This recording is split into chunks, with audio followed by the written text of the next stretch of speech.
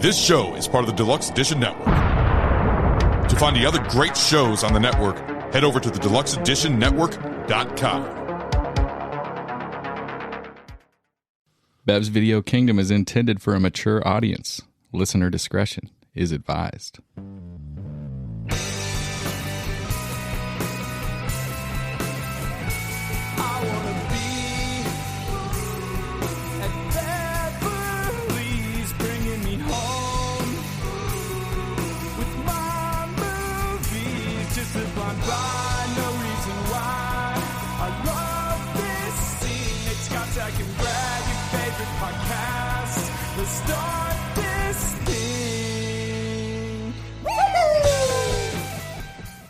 This is the Bev's Video Kingdom podcast, and you are listening to it. You have turned it on in your car. Great job. Thank you for hitting play. This is Nate. I'm hosting this week's episode, which focuses on The Departed. Anyone else here or no? Okay, it's just me. Hi, I'm Scotch, and I'm sitting next to Nate. On the podcast that focuses on The Departed. Say the fucking script. Go, Brad. Jesus Christ. I am Brad, and we are doing The Departed for this podcast. But what does it focus on? Focused on The Departed. Okay. All right, so... hey, asshole, what's your name? I'm Zach. So we're the teacher. We're jumping into the Scorsese. We call it a classic. I mean, it's maybe a modern classic. I think there's some controversy about exactly where it falls in the Scorsese pantheon. There's tons of controversy. Okay. Well, I mean, the biggest controversy is the text you sent. Was it a text or actually you talked about it on pod on the last pod? You mentioned better than Goodfellas for me. Yeah, you think it's the best Scorsese film. So I have a refinement of that, which I will unveil here shortly. But after watching it this time and thinking about that take, I was like, what do I really mean by this? So I'll just lay it out here. So what I mean, I realized is like a Goodfellas is a great movie, probably a better movie from a sort of like cinephile standpoint, and maybe from if you're from a certain era, voiceover standpoint. The Departed for me is like by far the most fun Scorsese movie. So like it's really good in some of the same ways, but it's just like like every scene just moves you along in a way that there's so many characters that you're interested to hear more from, see more interactions with. It's just for me, it's the most fun. Yeah, I guess I get that point because like as great as Goodfellas is, I mean, once he gets into the coke, it's like, do you really like that character? Like, it gets pretty fucking dark, and like it gets kind of crazy at the end. And so, like, this is, I mean, it's dark, this movie too, but it also is kind of fun. Well, and on your requirement, right? You love somebody you can root for, and in Goodfellas, like, I'm not sure they're, like, you don't really in the end root, whereas like, William Costigan here, you really root for. You kind of, you root for a bunch of people that die. But I mean, but you root for some people in sort of a pure way in this one. And in some way, I think that was what makes it more fun or more like up, even though it has kind of a dark ending. You can root for Mark Wahlberg. Well, see, with Goodfellas, though, I don't think you're necessarily supposed to root for anybody. It's just a look into organized crime for the good and the bad. It's like you might think, oh wow, these guys have some fun, but at the end, unless you're just a fucked up person, you're not rooting for anybody. But you're supposed to root for the main character, for Henry Hill. Yeah, for sure. And I mean, even when he starts being shitty, he's not like, I just, that's the point of that is you're supposed to get behind him, right? And one of the reasons that people love that movie is because you start to love the character. You see his like rise and him as a little kid and all that stuff. The same thing with Matt Damon's character. I feel like you kind of see them as a kid and you kind of see him come up, and yeah, he's doing bad stuff, but you don't really see Matt Damon's character do any bad stuff except for like make his lady feel bad that he can't get a boner. I mean, besides that, like, besides like cooling off absolutely terrible, horrible people that are doing terrible, horrible kind of making things. sure that they're not getting caught for sure. But I'm saying like, it's but you definitely feel for him because he was caught up in it as a kid. He's sitting there watching Jack Nicholson fucking be a badass. Like 6 years old. Yeah, and he's like, dude, that guy's cool as shit. He's like throwing money around and buying groceries for me and my family, and it's like, so you kind of start to feel his story. So that's funny because that left me very quickly because they play him. I mean, and maybe to the detriment, but they play him a little bit like he's kind of a prick pretty quickly. Like as soon as he's the Damon, he's cocky for sure. Cocky, kind of an asshole. Just he kind of comes off in a lot of ways. He whistles at that chick in the hallway. He like kind of clowns on like his coworkers pretty freely. Yeah, I think he's fucking great. He doesn't like firefighters. Yeah, doesn't like the firefighters at all. Oh man, I like when he makes fun of the firefighters. He's like, "Who fucking firefighters getting laid for the first time?" Blah blah blah. And I'm like, actually, bro, they're firefighters. that line is one of the great ones. He's like, as though it's the first time in the history of firefighters, history of firefighters or pussy.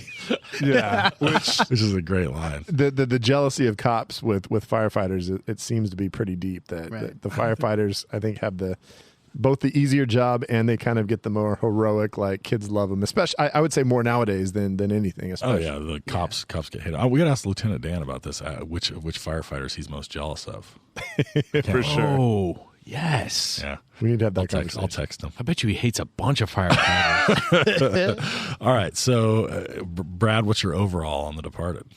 Overall, first I'll say that the BVK is sponsored by the Deluxe Edition. Wait, sponsor is not the right word. No, we're part of the Deluxe Edition Network. We're definitely not sponsored because they've given us no money. So, see, I tried to segue and I fucked it up. So yeah, we are part of the Deluxe Edition Network, The Den, and you can check them out on the socials. Instagram, they have Twitter, they have Facebook, and they are promoting all sorts of great podcasts, including the podcast of the month, which is Horsing Around, which is a fun conversation, kind of a barbershop style, talking about all sorts of different topics. You'll find all sorts of interesting things on there, but any podcast that you can think of, you've probably got it on the Deluxe Edition Network. I hate to be that guy, Brad, but it's Horsing Around. I was going to say the same thing. No G, bro. Did I throw a G in there? You threw a G that's not there. it was a hard G. What's up, G? And I'm from Oakdale. I'm not supposed to say like that. It's horsing. Well, check out the educated guy with the hard G's. You can also find them at www.deluxeditionnetwork.com, and it gives a good summary of all the shows and links to the pod. So check that out. It's awesome. Brad, what did you think? Wait, real quick. I do want to say that we were talking about acronyms last week, and the one that we could not think of was people say ATM machine all the time. Oh yeah, Yes. As far as acronym, because I always want to say Deluxe Edition Network, but that would be repeating myself. So ATM machine, it's an automatic teller machine. Something else I wanted to bring up real quick. We forgot to bring this up before. Was we were guests on another one of the podcasts that are on the network, which is The Real Drunks, and they were nice enough to have me on the show a few weeks ago now. I did The Frighteners. And had a great time with Matt Marlowe. We drank a lot. I had some whiskey. He had some Irish whiskey, and it was really super fun. And then Brad got to be on the show as well. Yeah, I was on. We talked about The Crow, and we talked about our favorite movie soundtracks all the time. That was with me, Matt Marlowe, and Jake Stevens, who was also the Last Call taproom manager. What was the deal with that? Did he just picked up a gun that had a bullet in it, or someone shot him with the gun, or how did Brandon die on the Crow? he was shot at, and it's actually a scene where they're basically like assassinating him, like in this hotel room, and the gun was loaded improperly, and it was a blank, and like I guess the stuffing of the blank, if it's not put in properly, can actually like project out. Yes, stuff still comes out. So it wasn't just a loaded gun. It was like actually like a malfunction of the... Right. I believe so, yeah. Really? And just hit him right in the chest, and he died a little bit later. Now, is that the same when Alec Baldwin capped somebody the other day? That was a bullet. I believe there's a live round. Oh my God. And I think that, I read the story about how that happens, insane, and I don't remember why, but that brought up, we talked about that it brought up a lot of memories when that happened on the Rust set. People have to go to jail, right? Like, I mean, maybe probably manslaughter. Probably After The Crow, it definitely put a lot of new safety standards into the handling of weapons in movies. But worked great on Rust. Well, I mean, yeah. That was many years later. Quite a few years later. There's been a lot of gunfights in movies since then. I guess the law of averages is they're doing pretty good. This is the plane crash of movie accidents, right? Like, but the Brandon Lee mythology went down, of course, because his dad died in suspicious circumstances. Right. So it was like there was always this talk about, did somehow the triads or whoever got involved as well. Brad Pitt did it, I heard.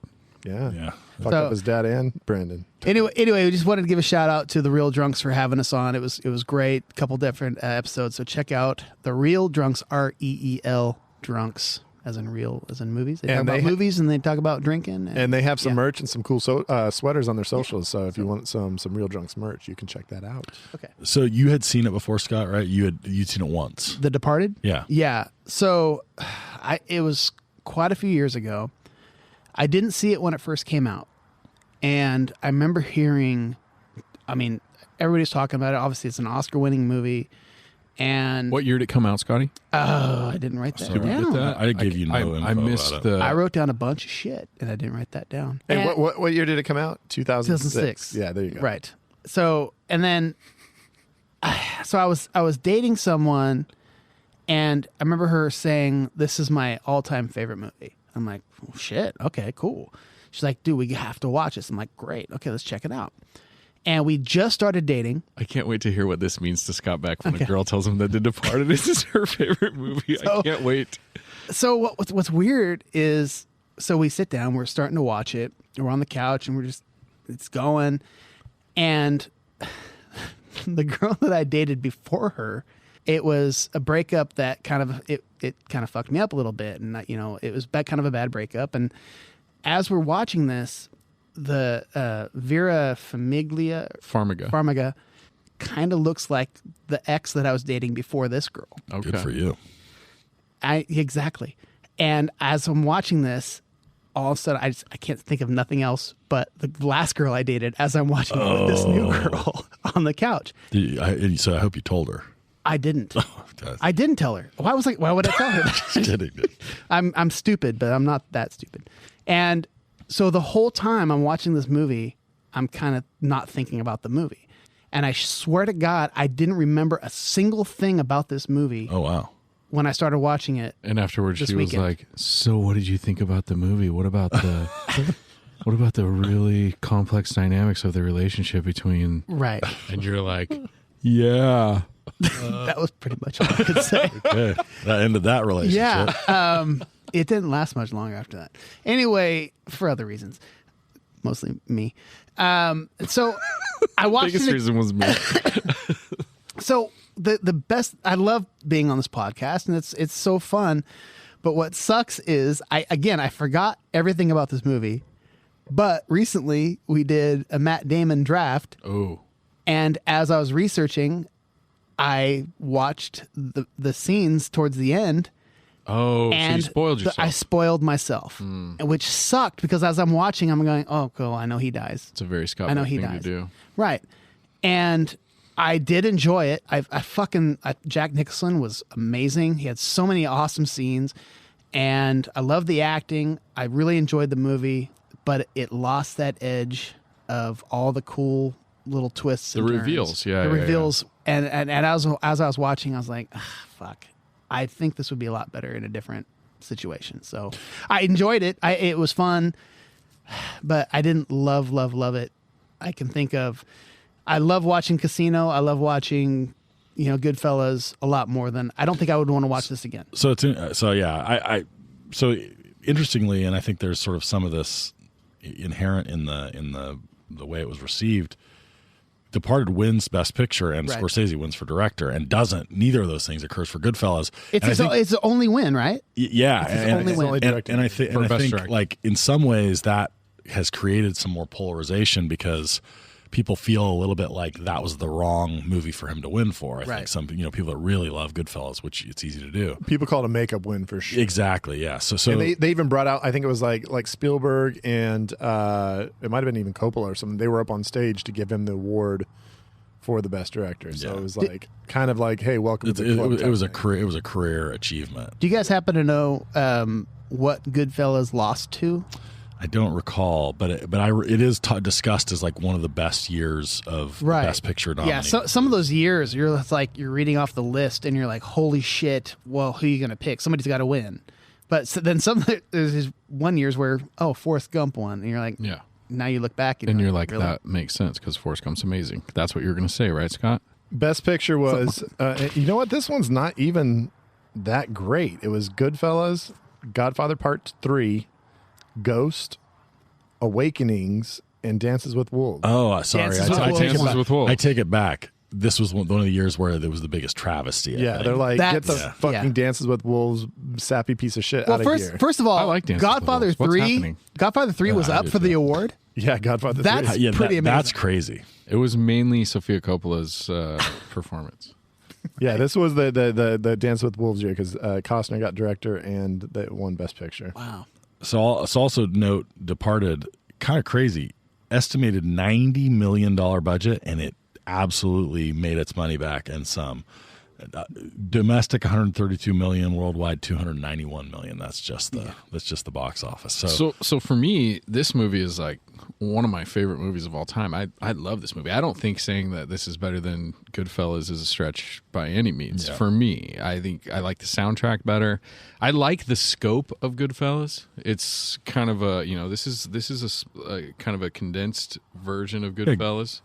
Everything takes place in the same place. You know what I mean? They didn't spend a bunch of money traveling around or on big sets or anything like that, right? I mean, And when you said that kind of, I don't think it was necessarily a career achievement because watching this film, there is so much I like about it as far as the style, the way it was directed. Like, I was talking about like there's like the tunneling effect. Every once in a while, he kind of uses this little like spotlight tunneling effect that was kind of neat. And Say tunneling one more time. tunneling. Thank you. tunneling tunneling is is, oh, damn. God, he beat you by like 0.3 seconds. But yeah, no, I thought directing wise, I think it's almost close to a masterpiece. Like it's got this amazing pacing I'll talk about later, but it's a good movie. Yeah, and again, I really like the movie. I just wish that I hadn't spoiled it for myself, and I wish I remembered it the first time around. But the thing is, when I think back, I think more fondly about Casino and Goodfellas for some reason. Probably because I watched them from start to finish without spoilers and enjoyed them. I'll say that you just kind of reminded me of in college. I watched the movie The Rock, and I know everybody was like at the time big huge fan of The Rock, and I watched it in college, but I don't remember it for reasons I cannot disclose. But I need to rewatch that one. So You just reminded me. That I love need how to watch The you Rock. compared The Rock to Goodfellas and fucking The Departed. I remember when I went to 6 to see 1. The Skulls in the theater, and I can't disclose what happened, but I didn't watch any of it. And I just really think The Rock isn't considered Pacey a from pretty Dawson's Creek needs a I think The Rock is considered like a great bad movie. great action, silly because it's Michael Bay or whatever. So had you seen it before, Brad? Then Yes, and multiples or just like a once or twice? this was the second time I'd watched it. Oh, okay. So both of you, this was second time, and you really liked it. I think what I was going to say is that this is, I think, one of my favorite, like all-time top. The second watch is maybe better than the first watch movie. because I you agree kind with of that. it gets more coherent when you first watch it. You get the twist, but there's a lot going on. Yeah. And the second time you see all these things come together, and it really makes a whole lot of sense. And it's just you can just focus on the acting, and you just kind of like, oh wow, this is badass. So, and that's what's weird is because like as a quote unquote second watch, it was almost like a hybrid because I was like, I don't remember this scene at all. I don't remember this scene at all. But I knew the reveal, so now I can go back and watch it again maybe and appreciate everything now that I've seen it all and remember it all. But there is one big thing that hurt me today in my research is finding out that one, Scorsese says he didn't know he was getting into a remake of a Hong Kong film. And when you read the plot description of the Hong Kong film that this was based on, it's like just about an exact replica. Well, Frank Costello's a real guy, right? Or no, it's Whitey Bulger. Whitey Bulger's But that's who he's based on. But I mean, I think very loosely. But none of it was real because Whitey Bulger got caught in like fucking This movie is straight up a copy of a Hong Kong And it won an Oscar for Best Writing Adapted Screenplay too. right. And it was a Dean Now, of Koontz course- novel first.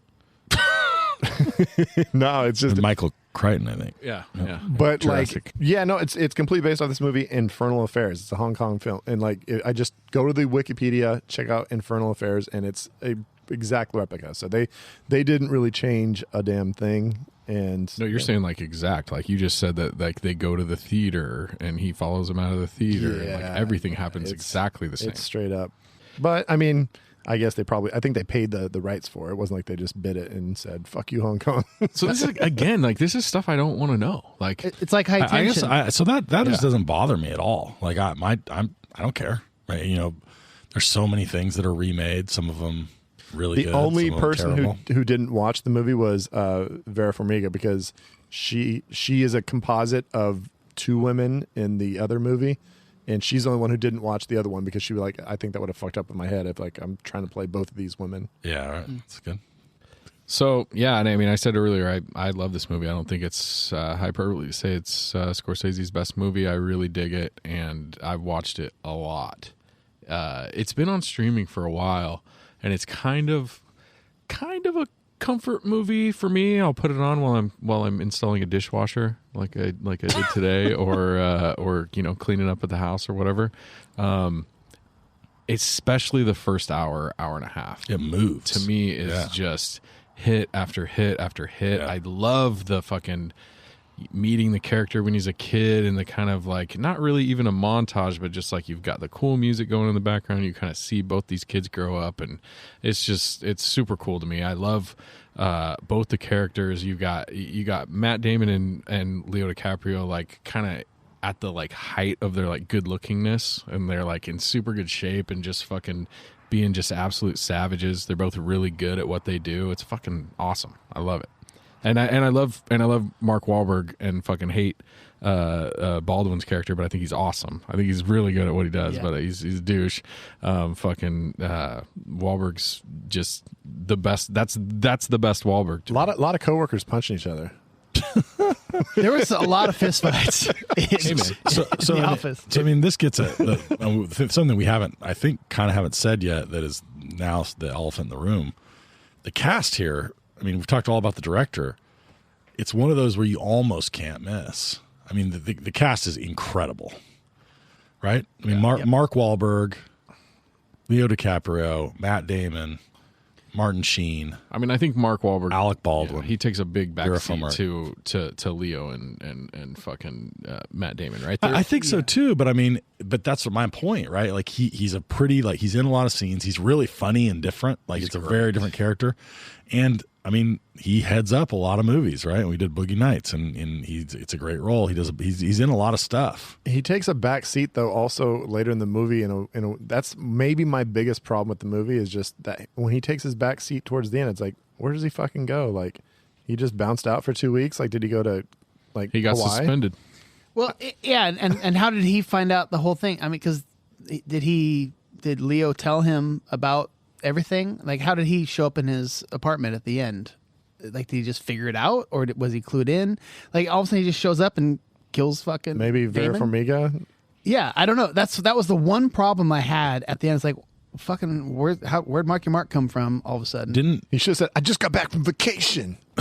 I think Leo and him. I think had it's some assumed, conversations for maybe, sure, yeah. but He should have had sunglasses on, like a big suntan, and yeah. wearing a Hawaiian shirt.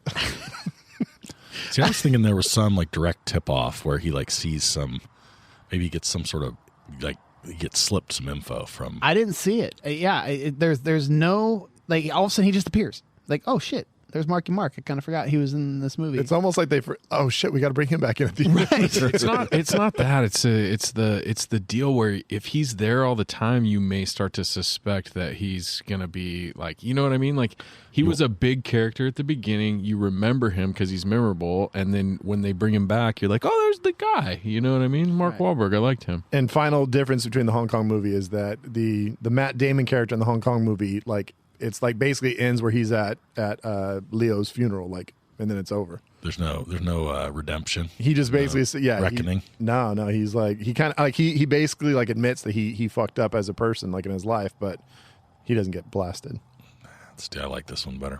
I mean, everybody's crooked in this movie, and you're talking about like a lot of coworkers punching each other. Like, any job, people would start punching each other when you lose like fucking 18 dudes a week. Like, fucking, you may die at any moment. You know what I mean? Like, there's a lot of people getting capped. And you know somebody's responsible for that shit. Yeah. Like, and you're trying to figure out who. And can you imagine like being that like into something and like I could never imagine being a rat. But no, that's what I'm saying. Cheesy motherfucker, but you know what I'm saying. You're in that type of thing where people's lives are in the balance, and then it like kind of permeates the group that you think that whether you're the bad guys or the good guys, it permeates the group that somebody's fucking somebody's going to try and get you killed because they're snitching or whatever. You know what I mean? Like, that's got to be so wild. So I have a couple questions before we get into drinking with directors and whatnot. Just general things that were kind of confusing for me, and maybe you guys saw it and I didn't. So the actor's name is Mark Rolston, who was in Shawshank. Yeah. He was Boggs. Yeah. So was he a cop? Yes. For sure. Yes. Okay. Yeah, Yeah. yes. Okay. Yeah, Because he told him why didn't I turn you in? Okay, Yeah. that's what I thought. I wasn't sure because then when they say on the news that he was a cop, they say, "Oh, Nicholson says, like, well, they're just saying that trying to rat him out." Exactly. Because Okay. that's what somebody says when they're so paranoid that, you know what I mean? Okay, cool. So I did kind of get that, but I wasn't quite sure. I wanted to bring it up to you guys. Yeah, both teams had 2 people in on each. Right. Which brings me to the next thing. So why did Matt Damon shoot the other guy? Matt Damon's out for Matt Damon, bud. Dude, He knows Jack's dead. He knows. Yeah, he's that means that he's the He'd only be the one last that one knows, that knows it's about him. So he's Yeah. like, if I kill that guy, I never have to worry. But he didn't think I about can Dignan. go. That's a wrap. Right. Didn't know. Didn't That know was what to dig. That was crazy. That was the one thing that I'd forgotten had happened, and it was like, it's oh a great- shit, he killed that guy It's a too. great scene Yeah. too when Yeah. he's like I'm gonna wipe this gun off, and then he just fucking knocks him out. But, Yeah. Shoots him in the but that head. also fucks up the ending a little bit because it's like Matt Damon's smart enough to realize there is one person that knows Leo was a real cop, and that guy's still alive Because he and- knows Leo's the yeah, you're right. I don't think he had time though. I mean, it was like literally he went back to his apartment and got his ass capped, That's right? the next day. I think it was much. like Seemed like an it. hour later. So the No, because the funeral happened, so it's at least like they had some time to plan that big state funeral. Blah blah blah blah. Like You're right. Maybe it is like a week. I think he was slipping right there. Maybe he didn't think about Dignan. How can he not think about him? He knew he was there. He knew he was the guy running the informants. And then there's one little note that when he gets shot and he falls forward, the groceries are basically like the same shit that Jack Nicholson got him at the very beginning of the movie when he was a little kid. Oh, I didn't catch that at all. Yeah, it's like some loaves of bread and some milk and shit. So. Okay. So the one more comment I want to make before we jump to the next section. One thing I didn't notice until this watch, maybe because I have watched Old Country more recently, but the kills here, you see them, but they're so abrupt and kind of uncelebrated Yeah. that they reminded me a little of the fact that like all of a sudden in No Country for Old Men, like Llewellyn is just dead.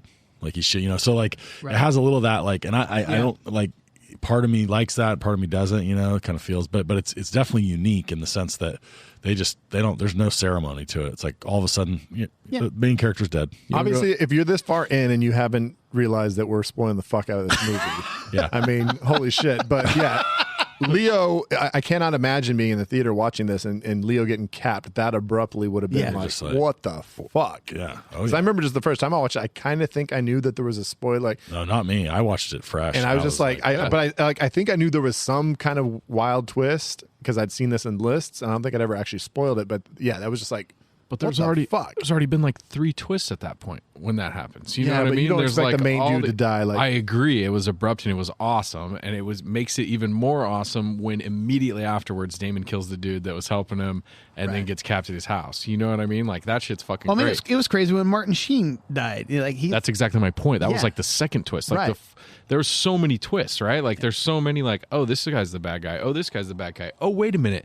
They're just all fucking rats, right? Every single person Rats except on for rats fucking on rats. Yeah, exactly. Except for Marky Mark.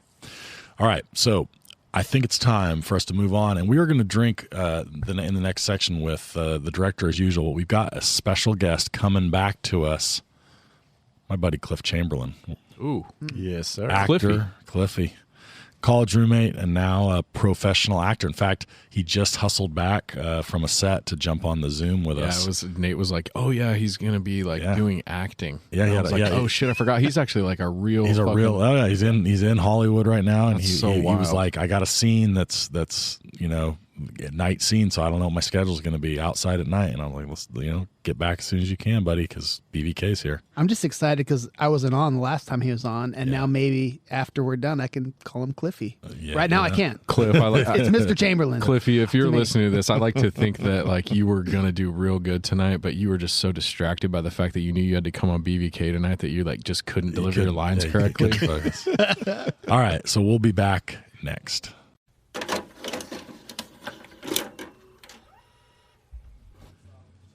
Pull up a chair and grab yourself a drink.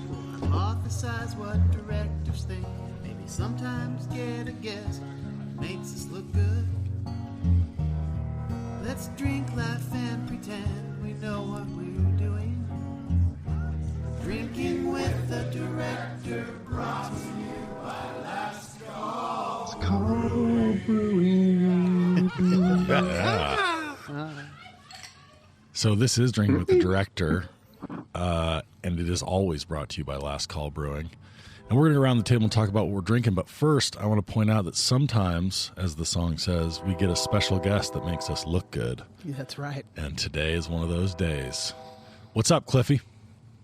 What's up, bud? I'm with the train going back right on cue. My favorite part of the BVK podcast, aside from you boys. We set that up for you. Train. We set that up. Oh, my God. We had you on exactly the time that the old Santa Fe Express was rolling through. I think the train was actually on key with the singing there, too. It was pretty crazy. Closed it yeah. out. Closed it out Came nicely. in there. All right, so let's go quickly around and talk drinks. Brad, what do you got? I've got just freshly canned over at the Last Call Brewery. We've got Citra Bowl. It's a 100% pure Citra hops. It's a hazy pale ale, easy drinking. It's just refreshing. It's delicious. Walter always making bombs, so go check it out.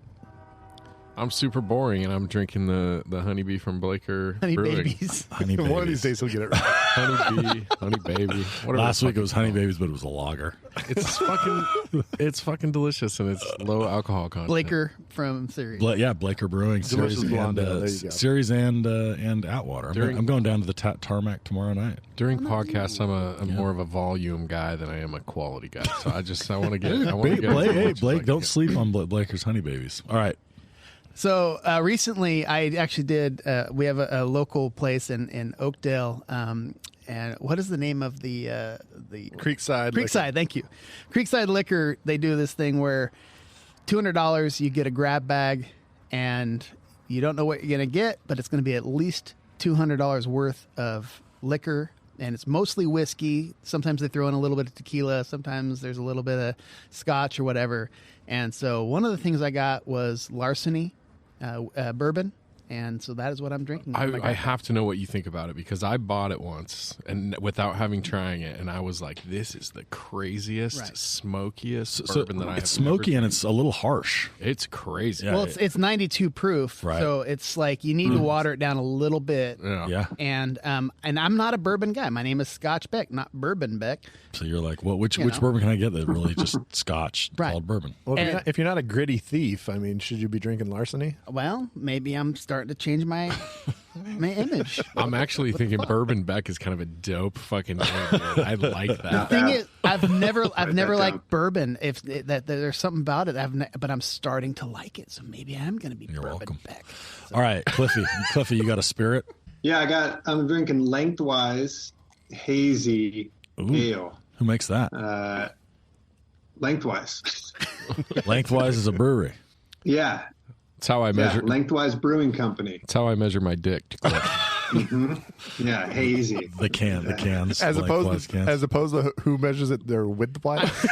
I'm all girth because I ain't got no length, so I might as well pull out the girth and be somewhat impressive. It's a ratio. It's all a ratio. You guys know how to measure your dick, right? You start at your belly button, Go down to your knee. go down to your knee, and then loop it back up. Someone gets that. Okay. All right. So Cliffy, I had one of the best beers I ever had at the Angel City Brewing Company down here in Los Angeles, a Bridge Builder Hazy IPA. So I'm just trying to recreate that. This one's pretty good, but man, that Angel City Brewing Company was so good down here. Next time you come up to NorCal and we can do the trifecta of Oakdale breweries, man. We'll have a fun. Oh my gosh, we'll have a terrific believe day. me. So- Well, while I was here, I'm here working for a little bit, and I was like trying to figure out, talking to Nate, if I could come up to be with you guys in person. That would have been my favorite thing, but the schedules are so weird, and especially with like just the way everything works, to travel outside of town is difficult and stuff. So anyways, one day we'll make it happen. Wait. So you and I go way back. You were on our the pod that followed Love Actually, which was our most memorable romantic gestures draft, a controversial one in the Bev's universe. Oh yeah. And so you and I go way back though. You're from Manteca, which is not too far from here and from Oakdale. originally, and then we were met at a camp, and then at roommates in college, and now you've gone on to do some great things. So you are now a professional actor, an ensemble member at Steppenwolf, which is a pretty big deal, dude. Like Chicago theater legend. Yeah, I will go ahead and say it. I feel like it's as humbly as I can say, it's a pretty big deal. It's a pretty big deal. Like John Malkovich is an ensemble member. Crazy. That's true. So and now you're sort of regularly in TV and movies, and I think right now, in fact, we stole you from a set of some super secret filming that you can't even tell us about, right? Yeah, I had my last day today. I wrapped today. I don't know. I had to sign an NDA for it that I think I'm overreading. I think anyone would be like, you can tell people you're doing this. And I'd be like, I'm just making sure, because I get superstitious about that stuff, and I'm really a rule follower. So the fear of doing something wrong, and it's always kind of there, of like messing something up. Cliff, and then not being allowed to do this anymore. Let's err on my worst nightmare. Let's err on the side of caution, Cliff. We do have tens of listeners, so there's probably somebody out there that gets you in trouble. Yeah, sued immediately, like cease and desist immediately. Yeah. Just like no. Yeah. So, anyways, you've been on State of Affairs with Katherine Heigl. You've been on Homeland for a season with Claire Danes. Several things on Netflix, and you've got a bunch of stuff coming. So, what motivated you to pick The Departed? Because when you and I were talking, and I was like, we want to have you back on. We want to. You should pick something that you like. Here's some movies we got coming, and you were like, The Departed is definitely a wheelhouse for me. So why? A couple reasons. And one, just as an actor, and especially when I rewatched it too, like I just find myself watching movies for the acting. And I think we talked about this last time with Love Actually. As an actor, like I'm someone who comes in for one episode of TV, or I'll have an arc, and I'll do maybe, Homeland was 10 episodes, or State of Affairs, I was a regular. But most of the time I'm like someone who comes in for a scene or one episode. And so I find, like with The Departed, especially when I rewatched it, there are so many people who come in for one scene. And I know as an actor, that's one day of work, half a day of work, who have to come in and work with some big time players who come in and like really knock it out of the park. I was gonna say, you could have been one of those Providence mobsters that Leo kicks the shit out of, and I think you would have. Oh my gosh, you would have knocked it out the park. But, listen, the guy who messes up the wiretap or the cameras in the sting operation, he's got the hat on and he's got the right attitude. And he's got to have attitude with Alec Baldwin. You know what I mean? He's got to be like, hey, it's not my fucking job. You know what I mean? Yeah. Like, and he's got to have the courage to like go toe to toe with Alec. There's the guy selling Matt Damon the apartment, who's like, you live here, you married? He's like, no, so you're not. And he makes that joke. He's like, they got the refrigerator with an alarm if you have a problem eating. It's a joke, not a very good one. And you know what's funny? You know what's funny about that one is like I kind of picked that, like that one stood out to me for some reason this time, and I don't know why, but I was like, oh, that's kind of that guy was kind of funny. Like he's kind of going for it. Yeah. He's like, I'm gonna make most of my little small scene. I'm gonna kind of eat it up. I think. Don't you think, Cliff, like the ultimate guy from this movie that only probably comes in for a day is the guy that is in the very beginning, and he's kind of rapping with Matt Damon, and then he ends up being the guy when the elevator opens that shoots DiCaprio in the face. Yeah, but he's in it through. He's got a lot of. He's got. So you think he's in it a bunch? Okay, I just don't even notice him in the background, right? No, I didn't the first time I watched the movie too. That he came out of nowhere, but upon rewatching it and knowing. I know that actor too. I mean, he's someone who he's Brian Badge Dale, I think is what his name is. Yeah. And I've sort of seen him around in movies, and so when you watch it, he does show up more than you think. Gotcha. But especially when you watch it knowing who he turns out to be. Right. Yeah. Then you're like, oh, there he is. Oh, that's what that weird look was. And Matt Damon just gets the job, and he's like, he makes that really funny joke. He's like, hey, maybe get a suit. or do you like, dressing like you're gonna invade Poland? Yeah. You know what I mean?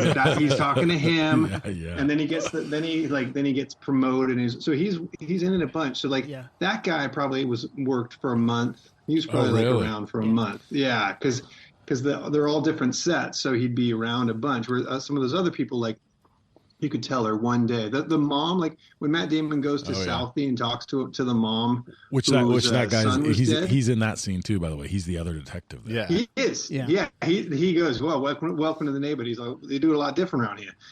But the mom is fucking fantastic, and she's got to be a local Southie because she's got the right attitude, and like, that accent is so and the other reason, Nate, that I wanted to do this movie is my mom is from Boston, right outside of Boston.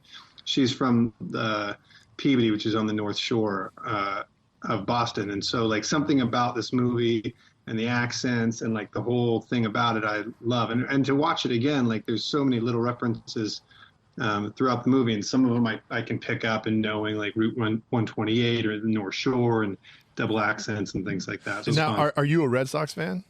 No, I grew up a Giants fan. Oh, okay. But now I'm a Cub. But I mean, I grew up with the Celtics and the Red Sox kind of in my life, just because I have a lot of family still there who root for them. So I've been to Fenway. I have some great memories of being at Fenway as a kid with my brother. I was going to merge a little trifecta of Kevin Youkilis, former Red Sox, is opening a brewery in Manteca. And I just brought together Youkilis, Manteca, and beer all coming together. In, oh, my Cliffy. God. Yeah. That's crazy. They have a big league dreams. They have a big baseball facility out there, and they're going to be that's right. They do. Okay. They're putting the brewery in next, and it's Kevin Youkilis brewery. So you mentioned accents, and so when you're watching this movie, are there any that you were like, oh God, you could do so much better, or like you totally nailed it? Like who did the best with their accents, or most authentic, and who just shit the bed? I would probably, I've heard you guys talk about the rewatchables, right? Like I love the rewatchables too, and they sort of nailed this too. I mean, Matt Damon is the best there is, like his is so good, and I think DiCaprio does something really interesting too, where upon first listen, he doesn't sound like he's doing much of it, but I actually think he's playing a little 3D chess because he's really good at accents. So I think he's doing that thing where he's merging the two personalities that he has, living in Southie and then living on the North Shore, which is sort of the northern suburbs. At one point, Mark Wahlberg says like he got kicked out of Deerfield, which is like a prep school in Deerfield, which is in northern Massachusetts. And so I think he's doing something really interesting. Like Baldwin, I think, comes close a couple times. It's some of the small the guy who's like one of the detectives who was asked to trail Queenan. Right. The guy who's like, Captain, what are we doing? Why are we following Queenan over here, Cap? And he's like, that's the guy I think who actually does a really good job. So I think, and then some of the smaller characters, I think, I mean, it's so much of it is in the attitude and the sort of sing-songy part of it. I mean, I always find like when I go back with my family, like there's something about it that is like the most mundane question will make you feel like someone's mad at you. Like, if it's like, hey, Nate, I'm making sandwiches over here. Will you want almond or peanut butter? Like I didn't even say anything. Peanut butter. I got marshmallow fluffer. I got marmalade. What do you want, Nate? You know what I mean? It's like I don't know. If I can make up your mind over here. So it's something about like it's not even that big of a deal, but it really sounds like it's like you angry. What, are you fucking kidding me? I'm gonna peanut. Come on, pick a sandwich. Come on, I'm making a sandwich over here, Nate. What kind of peanut? You want peanut butter? You want old fashioned? What do you want me to stir? Or you want creamy or chunky, Nate? I did mention there was a lot of workplace fistfights. I mean, it just kind of portrays this whole Boston fighting Irish type thing going on in all these different workplaces. So yeah, I mean, Damon does such a good job. He's just and there's a lot of rewatching it too. There's a lot of languages. It's like, geez Louise, and that's definitely kids that I grew up with who were like, oh, you coming over here, Cliff, from California? what do you know, this whole like, What are you, queer? what's it like over there? What's it like over there on the West Coast? A lot Cliff? of gay slurs just gonna Yeah. be dropped Yeah, no, just very What are freely. you doing over there? Oh, I know what you're doing over there in California, Cliff. You fuck. Don't you fucking lie to me, Cliff. I know what you guys are doing over there in California. Yeah, I know what you're doing with it. I know what you're doing in them orchards. Yeah. I met some dudes in Louisiana, and like instantly, one of the first conversations was like, "Oh man, I went to San Francisco one time," and immediately it's going exactly where you think it's going to go. Yeah, I'm like, I'm serious. It's like all my next door neighbor, Mr. Jim, was like, called my brother, and I said every time, "Oh, the California kids," and they just think it's all one big beach. It's like I grew up in the valley, nowhere near an ocean. So anyways, that's why I wanted it. One of the debates we were having earlier was whether or not this versus Goodfellas, right? Similar genre, and this one wins Best Picture, obviously, but I think that like a lot of people see Goodfellas as the best of Scorsese. So I got two questions. One, what do you think? Like, which is your preference? And two, since we're drinking with Cliff and the director, what do you think Scorsese thinks? Right? Don't sleep on Casino, man. We're sleeping on Casino a little bit. Like, come on. Okay, all right. You can throw conversation. please throw Casino in the mix. But I want to know what you think, and I want to know what you think Scorsese would say. Ooh, I mean, I don't like. I've seen Goodfellas, of course, and I bet he would say Goodfellas, right? Because I think any of his movies that doesn't have De Niro is kind of in its own special category. And I know he and DiCaprio sort of forged a really cool sort of working relationship after that. But there's something about this, so the synchronicity that he and De Niro have, and so I would probably say Goodfellas. Although every movie, Gimme Shelter is going to be in every Scorsese movie that he has, and so there's all these interesting links to it. Not as many music drops as he does in like Casino and in Goodfellas. In Departed. Yeah.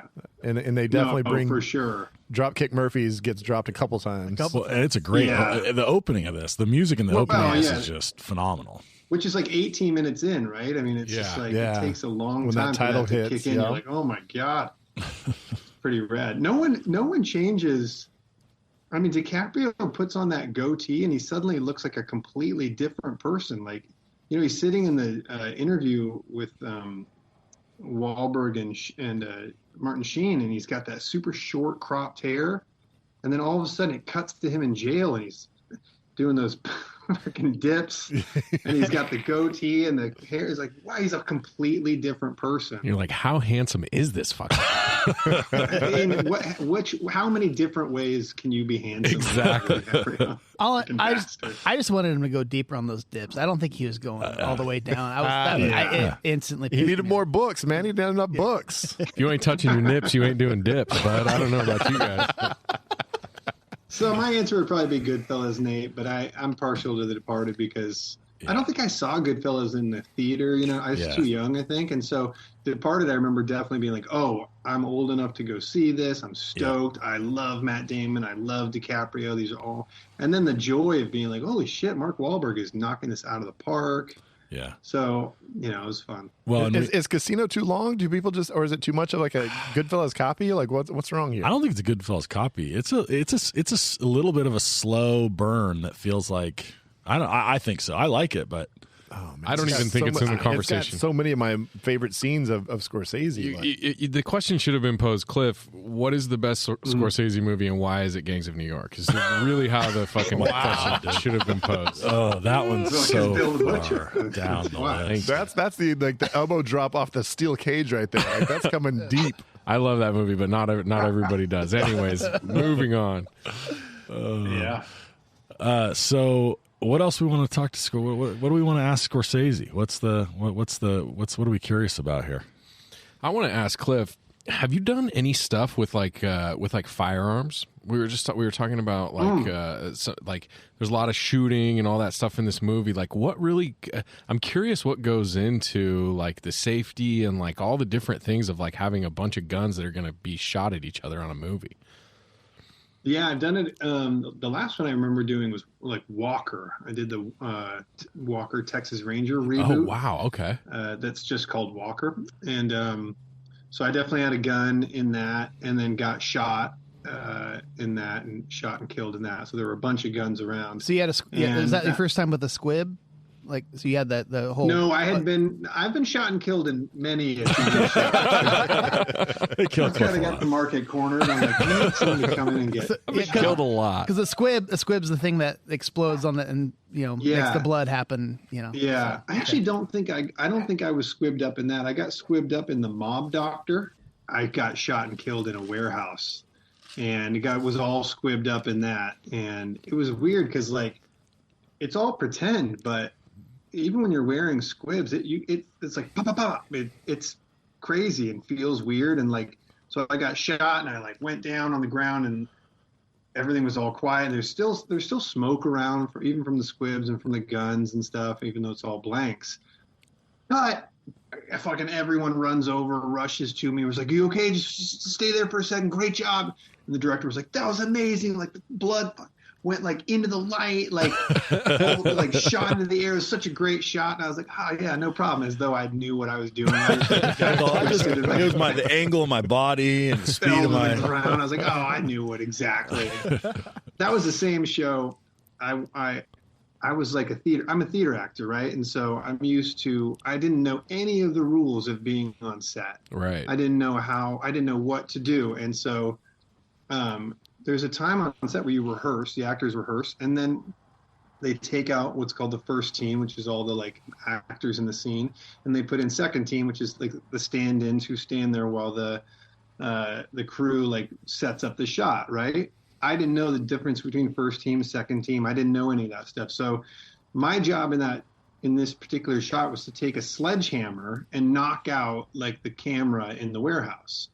And so what they wanted me to do was they wanted to use the actual camera that they were going to be filming and then have me like knock it out so that it like looked like I was taking out the camera. And they gave me a real sledgehammer, which is fucking heavy. I don't know if you've sworn a real sledgehammer lately, but they're so heavy. And they're like, "Yeah, just get it like as close to the camera as you can." Without actually hitting it? Without hitting it. Of course, don't hit it because it's the real camera. It just has to look like I'm knocking out the... So I'm like, all right, well, I got to practice this thing. So like during the time when I'm supposed to be gone, I'm standing there practicing. So like I don't ruin this person's or the crew's camera.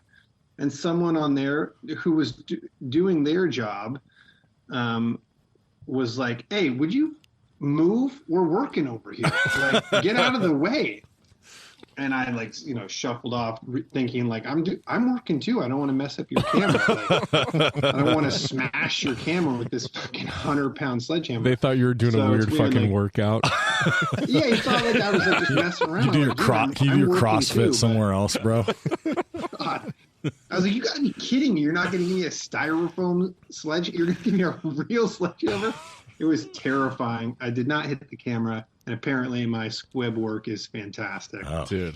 That's what we've heard. So anyways, but like on Walker, I got, I've never owned a gun or anything. And so most of the time when I get like a gun in my hands, as soon as I can kind of get rid of it. And that's usually like the protocol, right? That you yell cut and someone, boom, is right there. Every, like accidents and stuff, they're awful. Like, speaking of The Departed with Alec Baldwin and stuff, like right. Those stories are it's hard to believe it can even happen because of how much times that I've been on sets, how like intensely safe everybody wants it to be, always showing you, "Hey, look at this, there's no bullets in there." They show you, like, everyone goes through every single take, right? Even if you like gave it to them and seconds later they give it back to you, you go through the whole thing again. So that's wild. But they're like most of the time, like every once in a while you'll work with like a plastic, or like almost like a rubber gun if it's like a long shot. But if it's a close shot, like they're handing you a real gun that has been turned into blanks. Right. And so it's the weight of it. You can feel how powerful it is and how much like reverence you need to give it. So I for sure am like taking this thing super seriously and not messing around. Now, how do they do like earplugs? I mean, do they put deep earplugs so you can wear them if you want? You can wear them if you want. I mean, it's never quite as loud as I think like a real gun is, but You know, a lot of people will wear them, and sometimes, like, I think I've worn them on different times, especially if it's going to be something super close. But yeah. I was going to say, obviously, you can't ruin shots by like having earplug in your ear. So yeah, I mean, they just sort of they watch for that, I think, and so very, very. I mean, I don't know if it's ever been this way where a gun has been shot anywhere in super close vicinity, right, to like someone's head. But definitely earplugs are handing out. Yeah. That's crazy, man. I just, it's so interesting to me, like the behind the scenes different stuff that, you know, I take so for granted watching, you know, TV and movies and all that stuff. And there's just this whole world of shit going on in the background that you don't even think about. Well, and Cliff, I'll say, I'm not somebody who should give anybody acting lessons, but if you do need some acting death lessons, just search on YouTube, hilarious Turkish death scene. And you'll see some great, just exactly how you're supposed to react when you get shot multiple times. Give yourself 20 minutes to watch the guy die. Hilarious it's Turkish death scene. Yes, please YouTube that later and let Nate know your reaction to that. So you're in LA on. You're done today. This was it. Yeah, I finished a wrap tonight. So what's the next? What's the next thing we're going to see you in that you can tell us about? Ooh, or what can we go back and watch that has come out recently? You can go back. I did. How many do you have kids? I do. 3 of 4. 3 of 4. So no comment. I did this. Yeah, Scotch doesn't know his kids. Yeah, I was just going to say, Scotch may have dozens of kids. He just, it's hard to say. I've With tried a name like lot. Scotch Beck and a beard like that, come on, you've got. I mean, he was a rock star for a while. No, I did a thing called Paper Girls, which came out on Amazon a few months ago. And that was fun because it's the first thing I've got to watch with my kids that they could watch. It centers on it's based on a graphic novel. It centers on 4 12-year-old paper girls. It's set in like the 80s, right? They start out in the 80s, and then it's this whole time travel war thing, and super intense language in it. Like, you know, we remember from the 80s and stuff, like people were dropping F-bombs all the time. And I'm sure kids are now anyways. My oldest daughter is only in 6th grade, so she's not quite there. She's starting to, like, I hear her say, God damn it. And I'm like, I really watch it, but that's my go-to. Like, God damn. So my daughter's my daughter's 12, 7th grade. She would dig this show. I think so. Yeah, I think so, for sure. I mean, it's good. It's really good. The 4 girls are really, really good. And I play one of their older brothers. And it's cool. Sometimes you do a show and you have no idea what it's going to turn out to be and or how your part will fit in. And other times, like this one, like everything's sort of aligned to where, like, my storyline with her name's Sophia, the actress who played a character named Mac, like our storyline just turns out really well and cool, and they gave it a lot of good heart to it. So I would totally recommend it. It's really good. So if I didn't know, so that one's out right now. If I didn't know that you and Nate are obviously the same age or same age-ish, I would assume you're a little bit younger. Like, you have a very young face now. Sorry, what are you trying? What kind of passive aggressive bullshit is this? My point is that in the movie Swingers, Vince Vaughn tells a great story about trying out for a role when he's like, oh yeah, and it's the role of brother. Yes, it's the brother, and he that monologue is so beautiful and wonderful. Really trying for the role of brother, and she's crying too, but I don't know if it's because and she has her own little problem. And then the camera guy's crying, and we're all crying. So have you had one of those types of moments where it's like you went out for a role and you found out, wait a sec, I'm actually not even age appropriate for this, or is it usually pretty clear before you get there? No, I've had the opposite though of Vince Vaughn. I've been like, this part's for like a 57-year-old divorced father of 2. I'm fucking 35. What am I doing? So I've been playing older characters for, I mean, I'm like just coming into my age range now. I'm 43, and I've been playing 43-year-olds since I was 30. So it's like, okay, now I'm actually the right age. A lot of people, that's just the really fucked up Hollywood people ratio, of the world. And you know what? Yeah, like the Vince Vaughns of the world can play younger because, but me, I've like when I was in my late 20s, I was like in a play with all my friends, we were all the same age. I was playing the teacher, right? And so, that's just the way it's always been. Well, the last reading I did was for a 33-year-old, so why don't you eat it, Brad? Speaking of, that's my next question is, that's the segue. Did this guy, Nate, did he help you get a role? Because I was actually present while he was reading lines with you. And I think there was Russian being spoken and all sorts of crazy stuff. And Nate I told need us, to know if this actually worked. Nate told us a bunch of shit about how you only got this role because of him, and it was like this big whole thing. I mean, that's facts. That's just facts. Actually, what I was wondering is whether there was any chance that because you've recorded it. It was like over Zoom. Yeah, it was an audition. And you recorded it, and I was like, I mean, outside chance they go, hey, who are you reading with? Who is that guy in the background? Yeah, with this amazing voice. Like, who is the Russian in this? Well, what's funny is I get the call for the text from Cliff, and it's like 8:00 in the morning or something our time, and so he's like, hey, I just wonder if you do me a favor, would you read some lines? And I'm like, it's my big break. Yeah, this is my chance, right? So I'm a little hungover, and I get up though, and he sends me the stuff, and so I get my computer out and I'm starting to practice the lines, and I'm like, okay. Yeah, you were like, hey, can you send me the sides 3 hours early so I can stuff? Like, yeah, sure. And so now I'm like, okay, she's Russian, but what's her backstory? I'm working on my accent. I no joke. I started Googling. I Googled a bunch of YouTube videos of people speaking with a Russian accent. Right. And I'm starting to mimic the Russian accent. So I've got all this planned, and we get on, and Cliff's like, we read it one time through, and I'm like, the bomb is about to go off. I'm doing this terrible accent, and Cliff's like, yeah, maybe could you just read it straight up? No voices. And I'm like, what? I'm like, this is. So I still, I'll say I dropped the accents, but I still read it with a lot of commitment to the role. Well, actually, the 3 roles that I was reading, all of them. Yeah, no, you were fantastic. That's the hard thing. You had to read multiple roles. Right. It's hard. Pretty you're awesome. Look, if you ever get a chance, I didn't get that part. No.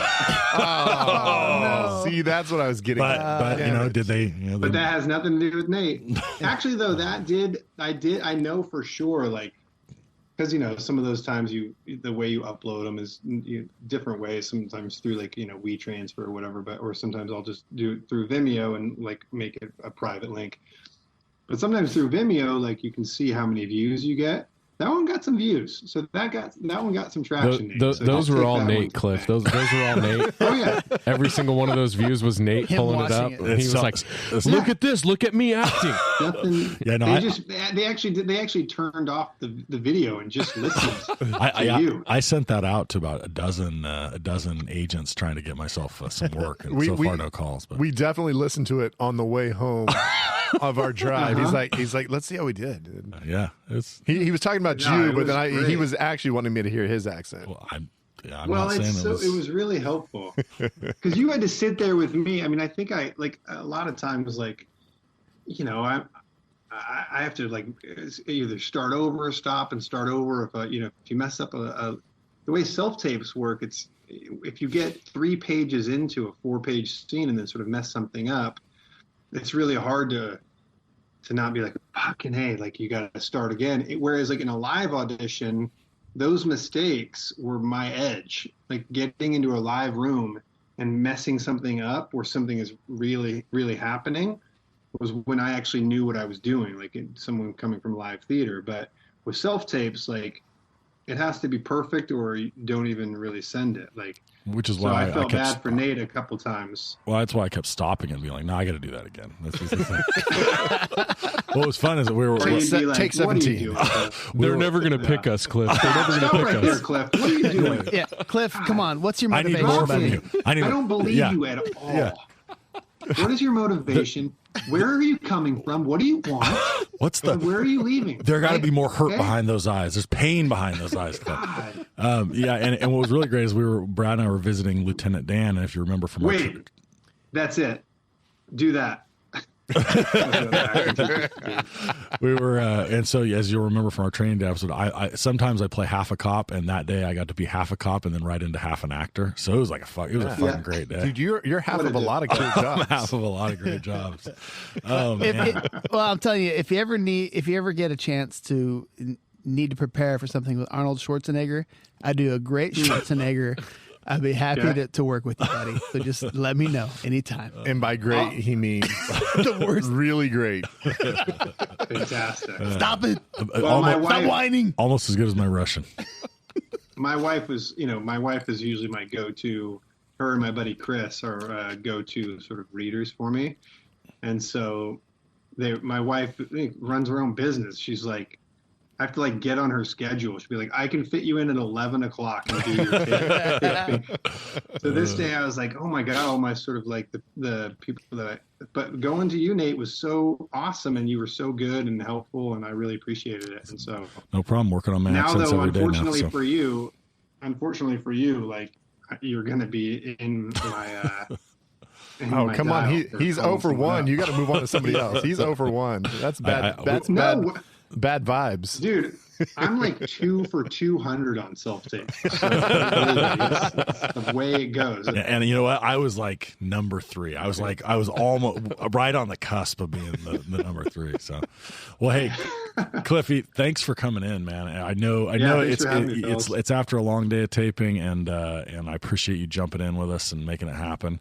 And we will see you again soon, and we'll keep an eye out for your stuff and make sure everybody knows when you got new things coming out, especially the super secret project that you're working on. You can text me when it's time, and I'll let everybody know. Hey, and I promised him birria tacos at your house too. So yes, next time it'll be in person for sure. Yes, Love it.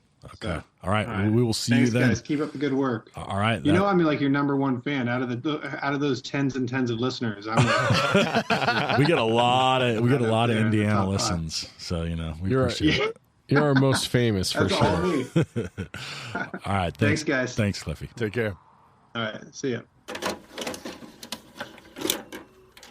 Hit the right button. Is it a one-night stand, or do you hit it with a shovel, or take it home to mom and dad? It's like fuck, marry, or kill. It's Shag Snack Body Bag.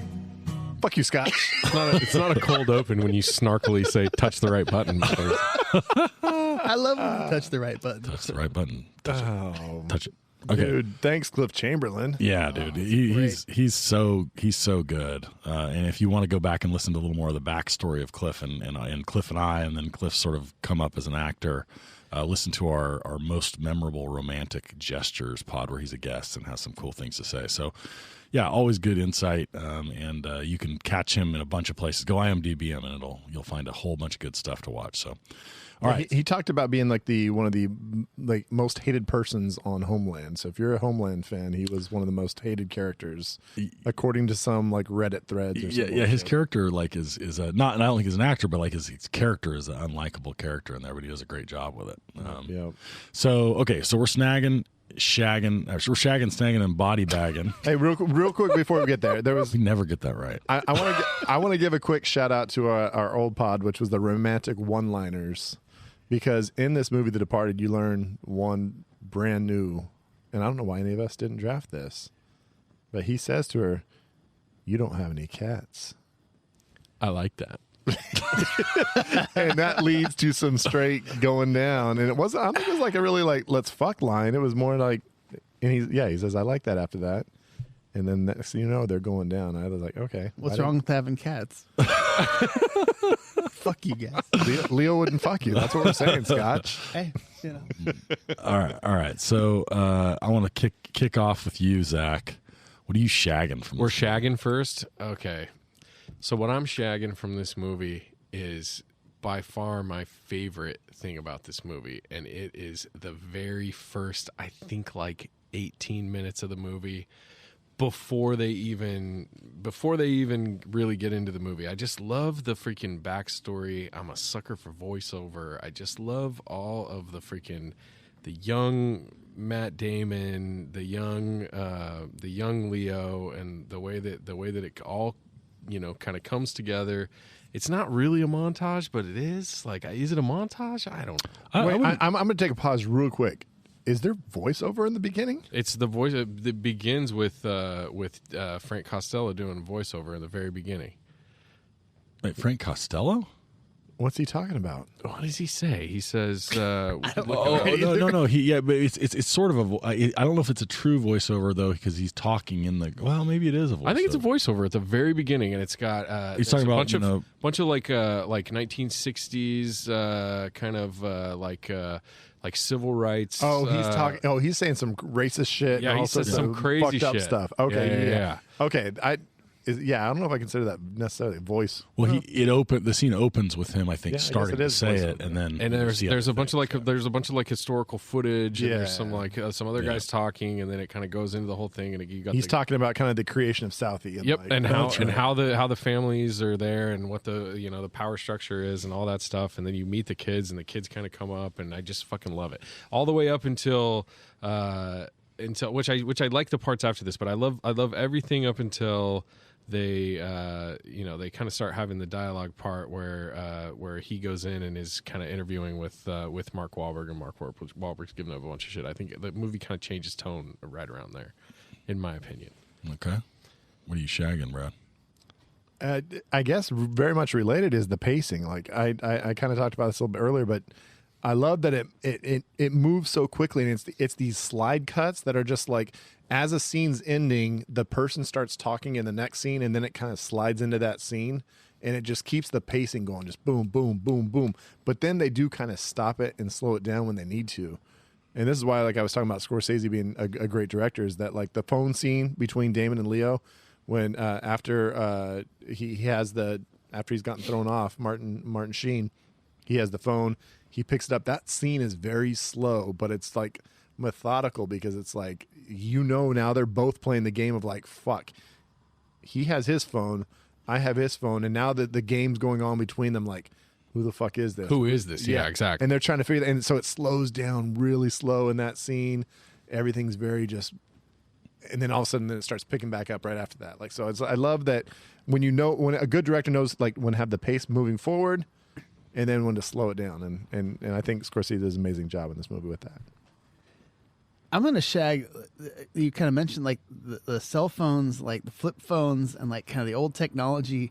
And like when I loved when he was texting in his jacket, like doing like by feel, and he sent the whole message by feel. And your brother, I was just going to, he says he's the genius of this. Yes. Oh my God. So you talked about driving when and we were that. touring all the time. Andrew fucking loved driving. He'd always insist on being the driver. That's in the family. Yeah.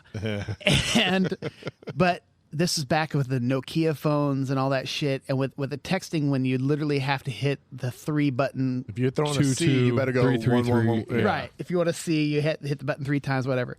And he was so good, but it fucking made me so nervous because he'd have a fucking chew spitter fucking in one hand, a burrito in his other hand, and fucking texting with his cock or something. I don't know what the fuck he was doing. So when I saw this in the movie, I was just like, oh my God, I thought of your brother texting in the shirt. I was like, he would totally be able to do that. And I was just thinking about how you used to be able to do that with the old flip phones and whatever. Yep. So, you'd fill out the buttons and be like, that's the one I need to press, and I'm going to press it twice because I need to do this letter. Yep.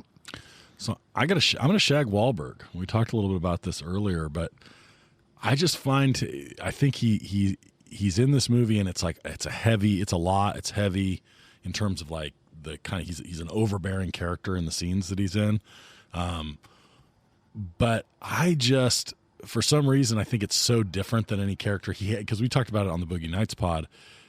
In some ways, right, you think of him as kind of at his best when he's very earnest. Like we talked about, how in what's the movie, like one of his first ones where he's the like crazy boyfriend, Fear. Oh, Fear. And he has a period where he's kind of earnest in that and whatever. It's like a completely opposite role, like totally not that at all. And he does it so you kind of like, it comes in so abruptly when you first meet him. I don't know. I would have taken more Wahlberg, I think. Well, it's interesting because he comes in as such an asshole, and you think, well, is he just fucking with them? But he has a legit reason. He's like, no, your dad is a piece of shit. Your uncle's a piece of shit. You're a piece of shit. Why are you pretending to be a cop? Right. Yeah. And so we're going to make you an undercover cop because that's what you really are, because you're not really a cop, so fuck you. And it's weird because he was kind of fucking with Matt Damon when he comes in at first, and he was just fucking with him a little bit. Yeah. And then you think, oh, he's just doing the same thing with Leo. And he's like, no, he thinks he's a piece of shit, and he thinks he's perfect for undercover. It's really crazy. I think he's testing him too at the same time. Yeah. Leaning into him real hard to Yeah. see how he reacts to getting leaned on. Yep. Right. And then he even compliments him later on once the conversation calms down a little bit. He's like, "You got 1,400 on your SATs, kid. You're a fucking ass." Yeah, and his tone softens, and Right. and he also has some like just killer line. Like one of my favorite, like the rhythm of the line. And Baldwin does it too, right? But he walks into that meeting and he's like, hey, how's your wife? Good. She's good. She's tired. She's tired from fucking me. Or, she says, "How's your mother?" He goes, "Good. She's tired from fucking my father." Yeah, it's such a perfect delivery. Yeah. So anyway, that's my check. He's like, I'm the guy that knows how to do my job. You must be the other guy. All right, Brad, what are you snagging? My snag is going to be great mole or rat movies. Like anytime you have somebody who's like undercover or like is obviously plotting against the good guys or whatever, that kind of shit, when it's done right, is one of my favorite style movies. And I think like Mission Impossible, the first one, it's a great movie where you know you've got somebody on the inside and you're trying to figure out who, and it's that whole game that it's like puzzles, and I think that's I do like puzzles and like that kind of whole like thought process, and so I really get into it when it's done well, because there's also some shitty versions of it, but The Departed is outstanding, especially like I said on second watch, when you can just like sit back and appreciate the way the pieces all play together. It's a lot of fun. So I'm gonna snag Alec Baldwin. Oh, and didn't see that coming. Yeah, normally I'm not a big Alec Baldwin fan. I loved him in this. I think he talked shit just as good as anybody. He had some great lines and just super snarky, and I really loved him in this. He beats the shit out of somebody. One of his coworkers. Well, the kid who didn't set the camera in the back. That was fucking. Yeah, he went off the fucking rails on that poor fucker. He also has some great like little sides too. Like when he's giving the presentation to the thing, he makes like a bunch of boss jokes. Oh, one of the best ones. He's like, our job is to destroy or at least marginally interrupt. Disrupt. Yeah, exactly. He says his most recent picture or whatever one was the dead body. Super snarky. I loved it. Yeah, he did. That's true. He maybe is overlooked in a great cast as one of the. That's features. the thing. It's so deep, and it's like, and we have Alec Baldwin, and he's fucking doing great. I mean, as much as I love Jack Nicholson in this role, I think he's great. If I'm snagging something from this movie, I can't decide whether it's DiCaprio or Damon. And I love DiCaprio so much, but goddamn, I think it's Damon. I think Damon wins the movie, if that's something that we can say. Wins the movie? I don't know.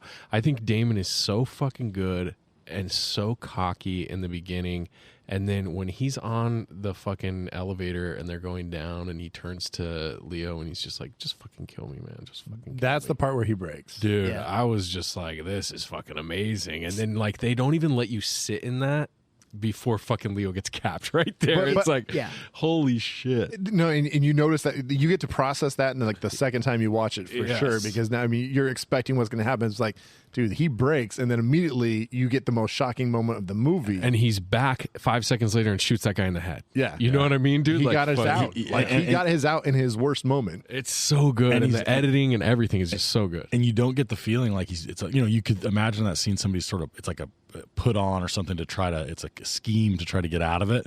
And he genuinely, like you said, you really buy it that he's like, just shoot me. Like you've unraveled it. He fronts the whole time before. Yeah. Right when he gets to that final point, that's when the only time he admits that he's the rat. That's the only time he admits for 5 seconds to a guy in an elevator that's going to die in like 1 second.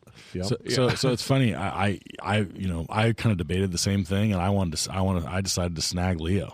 Oh, really? Okay, I love that. And I what's funny too is like, Damon's my dude. Like and so normally I would have leaned into him, but is this his best? This might be in a great career. It's Leo's best role. I don't think so, but it's amazing. I mean, it's he really has to good. do the heavy lifting because he has to do the more emotional stuff because he's fucking racked by pills. He's racked by the guilt. He's racked by all sorts of things. He's loves this chick and he knows that it's maybe unattainable, and so he's just fucked up the entire movie, and I think he plays that emotional drama. But he's fucking Damon's chick and doesn't even know that he's fucking the rat's, like, you know what I mean? The guy that he's searching for the whole time, he doesn't even know that he's fucking his chick, right? But he knows that it's not going to be a relationship. He knows that there's No, I know that. she's But got I'm the just boyfriend saying, that's like there's so many layers to this shit. It's fucking great. Like you know, when he first like confronts her in the office, like really loses it, and he walks out and he's like, what if that had been a real threat? You know, think about that.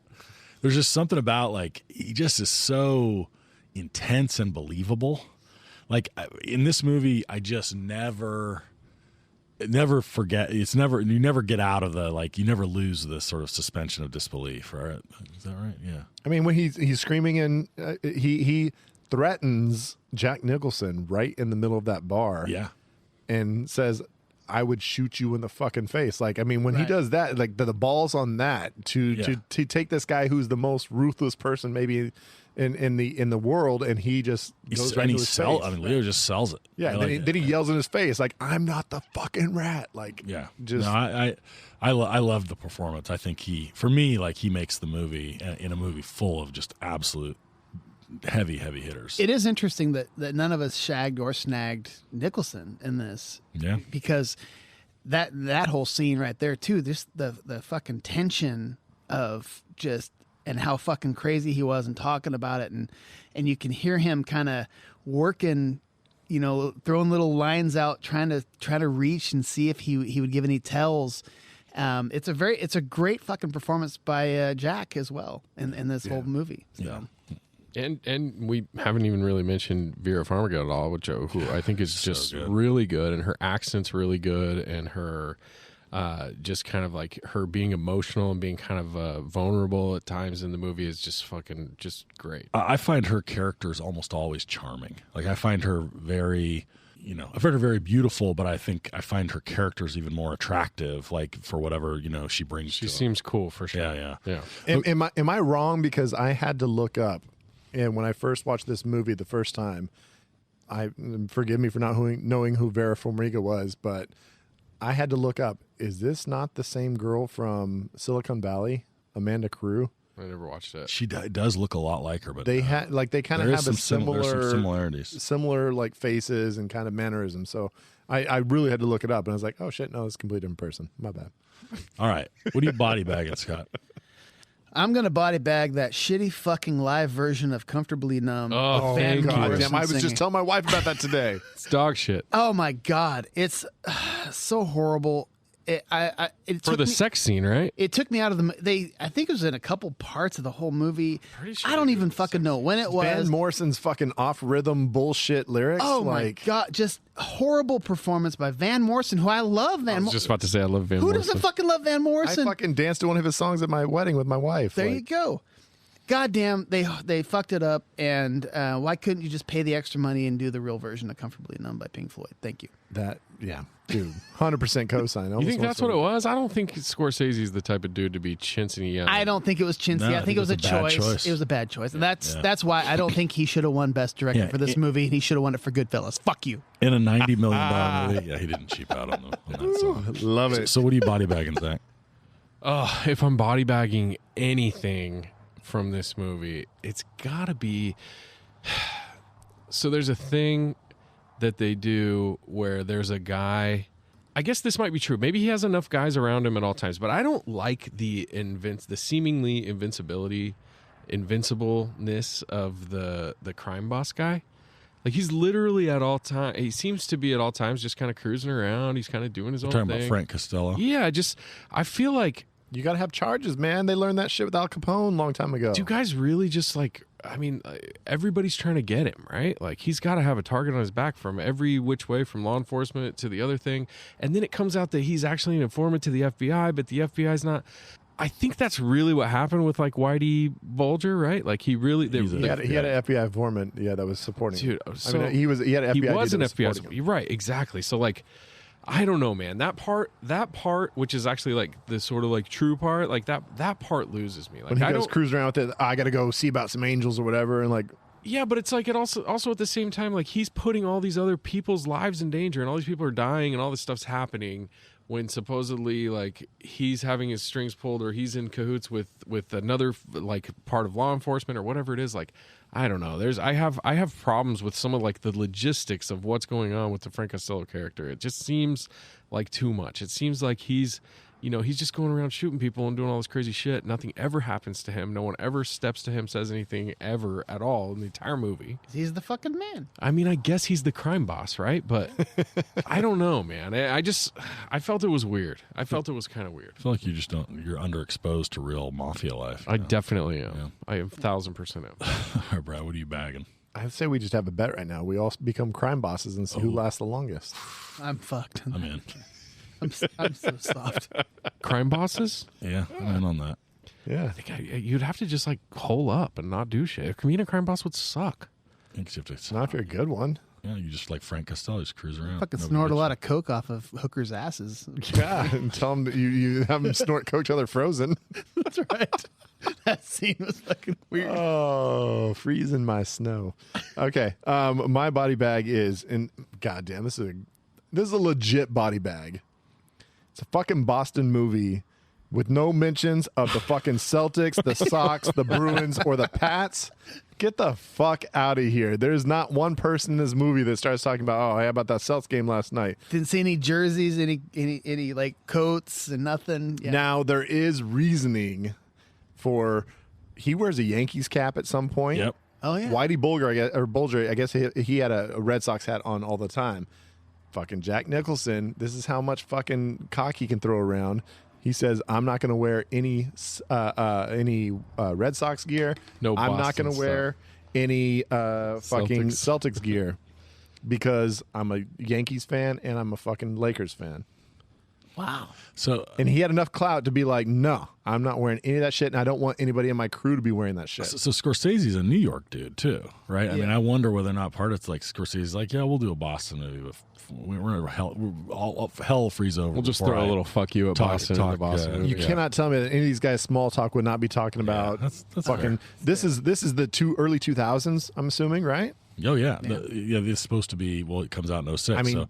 Tom Brady is fucking winning championships. I mean, the Sox win the World Series in 04, 04. Right? Yes, I mean they're like they're still like cracked out about this. Is fucking Boston, like epic moments for Boston sports, and they don't even say shit about it the entire movie. You don't think these guys are gonna die at any moment and know that they're gonna die at any moment? You don't think they gotta? You don't think they still care about fucking Tom Brady?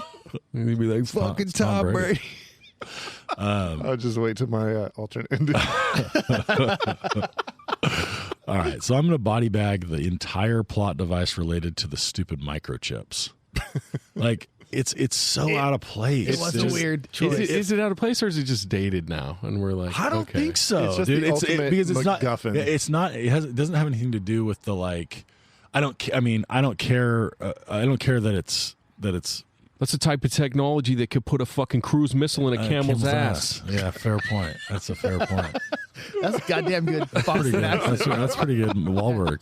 I just think like it feels like it should be in some sort of like low budget, action movie with, Gerard Butler or something. Like it just doesn't. It's like you can't figure out anything else in the entire universe of like normal organized crime that these people are trying to do. I feel like they're all of a sudden international arms dealers. Jack Nicholson, I think, wanted to work that in because he's like, I got some things to say to the Chinese people.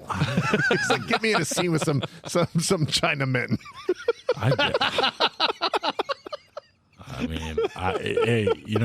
because he goes off in that scene, he's just insulting in this country. He says that like 5 times. Yeah, which fits right in because I'm like, he's a patriot. Like he's that's what he cares about. All of a sudden is like he's just like no, not on my soil. Like this, I don't know. It just the whole that they could have done any. It's just not traditional like mob behavior, right? Like run dope run guns, like have some sort of microchips for nukes. Yeah, it's sort of like normal. If they were going to do like Beverly Hills Cop 5, like that would be that's what they were getting would do. at the time. Yeah, 100%. Yeah, exactly. They redid Die Hard. He'd be trying to get some microchips for nukes, like for sure. That's a John McClane thing to do in number 5. All right, so good, that's a good body bag. Yeah. Next up, I believe we have another category. Not sure what it is, but there's one. Hit a button. Crackle, Pluto, HBO, find anime on Crunchyroll, Peacock, Hulu, Disney, Netflix, Tubi, Sling TV. Time is Shudder, Fubo. What the fuck is Fubo? Sure, it'll cause some sensation. It's a streaming recommendation. Or streaming. What do you want to stream? Somebody else go first. I can't go first because I had one but All right, I'll go first. blanking on it. My phone died. So when I think of, it's like I'm wondering if you guys are going to go instantly to like a Leo movie or a Matt Damon movie or whatever. When I think of an undercover cop movie, a movie that I really enjoy is Donnie Brasco with Johnny Depp and Anne Heche, late Anne Heche, rest in peace. Undercover shit. Al Pacino, super like just a lot of like stressful moments where you're like, dude, is he gonna get found out? Really, really good. Have you guys seen Donnie Brasco? Oh yeah, that's good. It's a really good movie. I really enjoy it, and it's on Netflix. Similar, like he grows up through it's like a long he has to prove himself. Yeah, it's like there's a whole thing where he's like a jewel expert, and he kind of proves himself and gets like into the whole thing, and like Michael Madsen's in it, and just a lot of amazing actors, and it's very similar to a Scorsese film, but the director I actually had never even heard of, and I didn't write it down. I don't even know who the fuck he is. So anyway, Donnie Brasco, check it out. All right. I'm going with TV recommendation because I will never, ever get tired of saying that you have to watch this show, which is The Shield. The Shield, I knew The it. fucking Shield it's got so many kind of similar Departed moments where it's just like fucking stressful shit, and you're like, are they going to get fucking caught? Are they not? Who are you rooting for? Who's the good guy? Who's the bad guy? And I just recently sat down and I had got home and I was like, you know what? I'm going to watch the final episode of The Shield. I don't want to go jump into the whole series again, but I'm going to watch the final episode.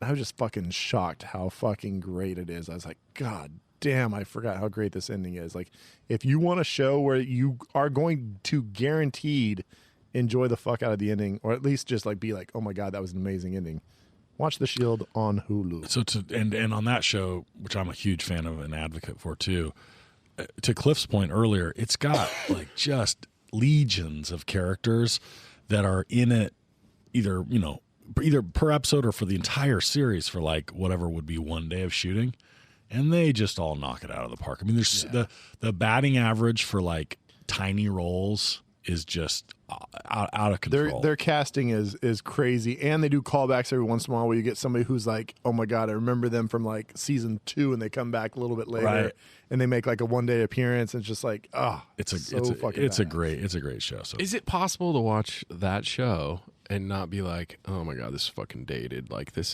doesn't hold up. I don't think there's a lot about the show to be dated.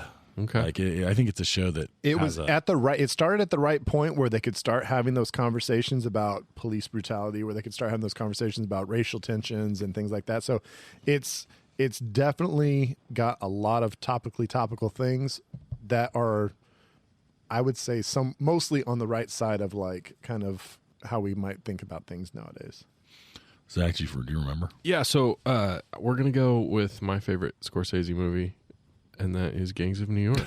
And Nate is giving me a look like he hates that movie, and he's telling me that he hates that movie. In fairness, I've only seen it once, and it violates my number one rule of movies. Is no period pieces. There's no period pieces.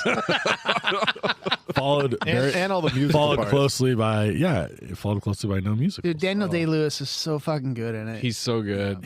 Frank, you know what? Can I be honest? Yeah. He kind of creeps me out in that movie. He should creep you out. I know. I don't want to be creeped out. I don't like being creeped out. His name's Bill the Butcher. It should be kind of creepy. I don't like being creeped out. Okay. So hear me out. I'm going to go with Catch Me If You Can. Another Leo movie where Leo is playing people he's not, right? He's sort of, undercover, so to speak. And for me, the reason I thought of it was obviously partially the Leo thing, but it was really the like combination of pacing and just fun. Like, it's one of those movies that's got a lot of, it's dramatic, and there's a lot of important dramatic moments, but it doesn't lose itself to the drama at the expense of the fun. And the soundtrack decided to jump in and be a character too, because it's the whole It's like kind of keeps the whole pacing going. It's like the little like mystery music that keeps playing in the background. But that one too, like you said, it's light enough to where it's like he's the bad guy. Totally. But he's not like killing people. But you're rooting for him. Yeah, exactly. And I think, you end up believing that he's sort of, somebody that has issues, but also a product of a difficult environment. You get enough backstory to like sympathize. Feel for him, yeah. No, it's so anyway, that's if you have, that's a popular movie and most people have seen it, but if you haven't seen it, it's on Paramount Plus, and it's worth a rent even if you don't have Spoiler alert. They've really uncovered that dude was absolute full of shit. It's not like so much of what was supposed to be like based on truth. Oh, he didn't get to do any of that stuff? Is absolutely full of shit. They've they've figured it out recently like that. But he did work for the FBI or the FBI later, correct? You might want to look up some recent articles. I don't read the internet, so. And real quick, to go back to you, Scotch, you're director for Donnie Brasco. Thank you. Also did Harry Potter and the Goblet of Fire. Yep. Oh, good. Four Weddings and a Funeral. Oh, okay. What's his name? Faves. Yeah, but what's his name? Fuck. Mike Newell. Exactly. Mike Newell. Oh yeah. He's solid. All right. I think we're on to it. Do you guys want to drop a beat? I do. No jet wash for Maverick, next to on that goose stick. Iceberg list Titanic, Leo's drawing that nude shit. Jim fucks Nadia like we all thought he should. Ricky and Doughboy get the fuck out the hood. Luke hooks up with Leia just like he's intending. It's time for a reshelf and alternate endings. Ooh.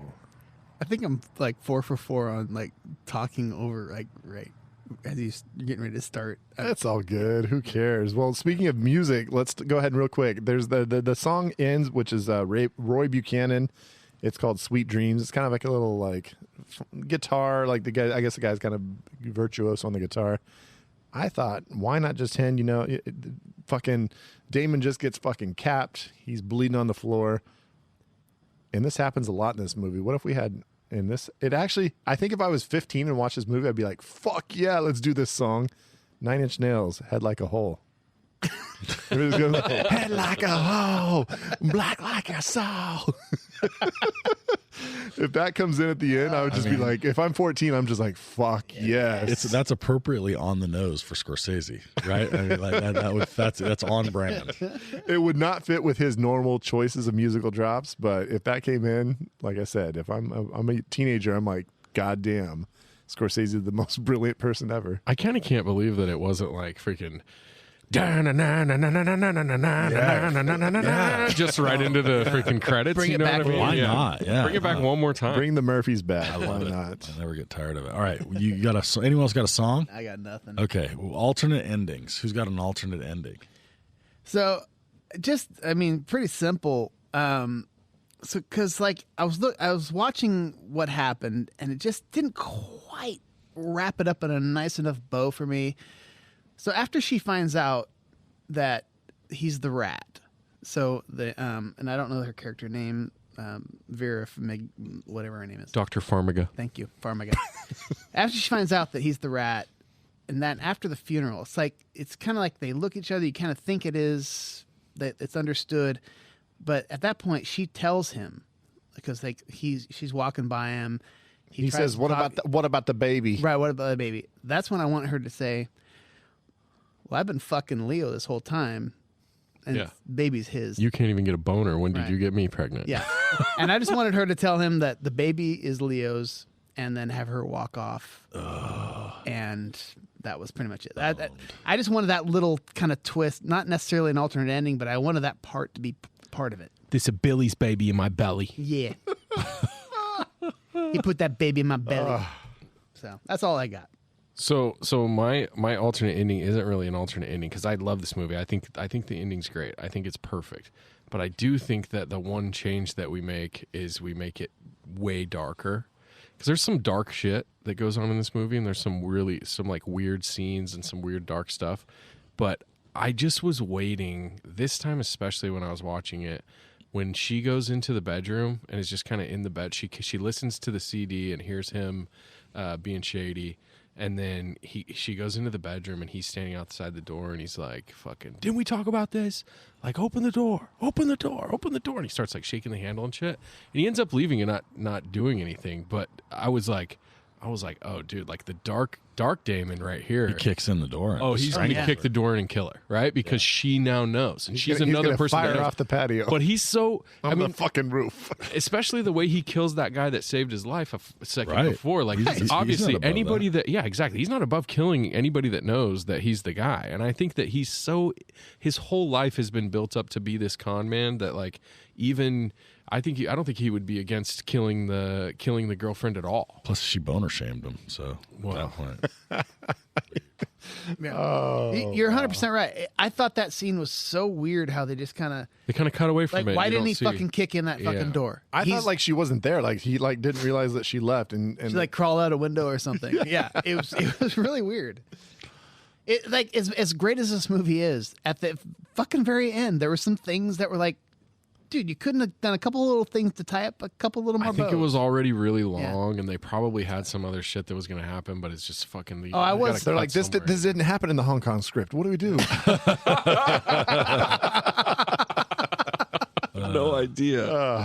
All right, I do have one alternate ending. Like I said, I'm going to take this movie. And we're going to say let's say it takes place in 2003. This is 2002. The Patriots won their first Super Bowl. When Leo is following Matt Damon from the porn theater, and Damon has the knife, and the guy walking up isn't actually a chef.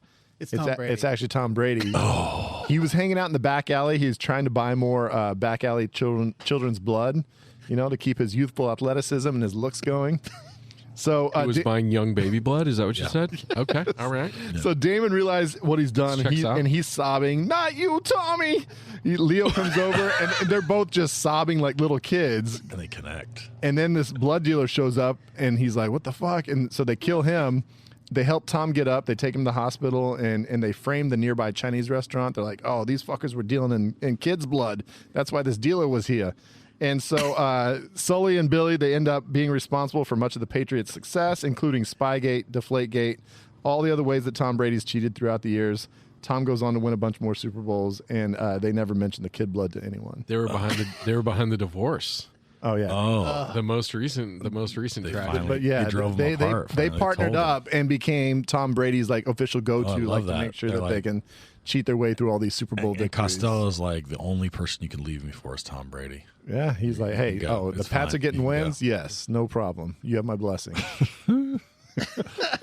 I don't even know. The rat at the end of that kind of runs across the little railing. That's Remy's Irish cousin. And he goes on to start the best Irish pub in all of Boston. For all my Pixar fans, dude, I would Ratatouille 2. If I was gonna fucking Boston, Ratatouille 2, fucking Boston. That's what it's called. Yeah. We're getting punchy at the end of this episode. So if I was going to body bag another thing, it would have been that stupid rat at the end. That was such a fucking obvious. It's like there's these two really fakest scene. It's like so fake campy looking, and weird, and the music. If there was like some doesn't cheese work, out there, it would have been even worse. But I think it was like a CGI rat. Yeah, it it wasn't was like the background was superimposed. It was like super fake looking to me. So the only way I can do my my Departed Till Dawn, but it helps explain something, is that all of a sudden at the end, right, he goes into the apartment and there's Mark Wahlberg, but he doesn't have a gun. He opens his mouth and he's got vampire teeth. He's been off like vampire hibernating for 2 weeks because there was too much sun. He had to recharge. And then all of a sudden he comes out and he just so the last scene, instead of shooting him, he leaps onto Damon and just starts tearing at his neck, and then it's like blood everywhere, and you slowly pan up and you see the rat. But then I think whatever the fucking his boss fucking Martin Sheen, like all of a sudden pops back in too. He was a fucking vampire too, all along. and he's alive too. Yeah, they all thought he died, but he's fucking back, and he's like, Damon's like dying on the ground, and they're like, "We've been asleep for 2 weeks. Did the Sox win? Did the Sox win? Tell us." Departed till dawn. All right, fellas. Any parting words for the departed? I love this movie. I will watch this movie again and again as long as it's on free streaming, because I don't know if I'm going to buy physical media anymore. I don't know if I'm going to own any more movies, but man, I like this one. It's on HBO Max. It might be other places. HBO Max. Too. It is. It's a great movie. There's no doubt. Like, you cannot watch this movie and be like, oh, that wasn't that good. Oh, I think we've forgotten to tell people how we watched it. How'd you watch it, Brad? I actually had to watch it in 2 parts. It was because I watched. My priority was watching Weird Al Yankovic, the Al Yankovic story, which that's completely based on nothing. It's completely based on awesome. It's based on no real things. Nope. Are you saying like as far as like a real biography? They said that like none of it was based in reality at all. Did Spoiler you know that alert. going in? Did you know that going in, or was it like out of the wall? Because I could see it being kind of cool if you thought it was going to be a straight biopic, and then all of a sudden he's doing all this crazy stuff. That's kind of cool. But now I've spoiled it for myself. No, and all our listeners. It's funny as fuck. It's absolutely ridiculous, and there's fun cameos, and it's just a great time throughout. If you know anything about Weird Al Yankovic, he does something called a style parody, which is he'll take a song that is he does like Like a Surgeon, which is off Like a Virgin. But he also does original songs, but the sound and the same type of style. Like Dare to Be Stupid is one of the most amazing songs ever, and it's not based on a real song. It's kind of based on Devo, like all their or catalog. CNR, which is based on the White Stripes, which is or like our theme song, which is based on Weezer. So his movie is just kind of it's a style parody of a biopic. Yeah, and so, which is pretty brilliant. Biopics. It's a biopic. So, I haven't watched it yet. I can't wait to watch it. Biopic parody. But yeah, I love Weird Al. And anyway, so you watched it on what device? Oh, I'm sorry. So I watched after that. I watched it on my computer, and then I was watching on my laptop. Okay. At work before I had to start work. I don't know how you guys can even watch fucking movies like that. That's and then so I finished wild. it on my computer. So actually, it was 3-part viewing. I watched The Departed on HBO Max. But did you just like big? You get on the home screen, the Cantina. Like a normal fucking human. He watched it on TV. On my TV. Yeah, You did it on TV. Yeah. See, I wouldn't do that to a movie I had not seen though. Like I wouldn't like jump into The Departed and like do it in 3 parts if I'd never seen it before. Like I would sit down and carve out the time. But the fact that I know I'd already seen it, I was like, I can watch this in multiple parts. I did it in 4 parts, 3 of which were on my phone, So- which on the TV. So next week we're doing a draft, right? I don't know. Are we? Is that how this works? I think so. Scott trying to get us to play a bumper. Play a bumper. Just press a button. Any button. There's no bumper for next week's. Oh yeah. Oh, it's been so long. I thought you got rid of so long. I thought you like. Yeah. I thought all the buttons were taken by yeah. bumpers. Oh, and so, it's like almost like I forgot about it. You still have the jingle bells on there? No, I haven't got room for that shit anymore. And Scotch is he's on the cusp of losing that. I know. I'm in the last Now that he's here spot. for real, you just said it. It's so funny. So next week we're drafting the most memorable Jack Nicholson characters, and I have a feeling it is going to be a very strange draft. Oh, dude. Just off the top of my head, I can think of like 26 roles right now.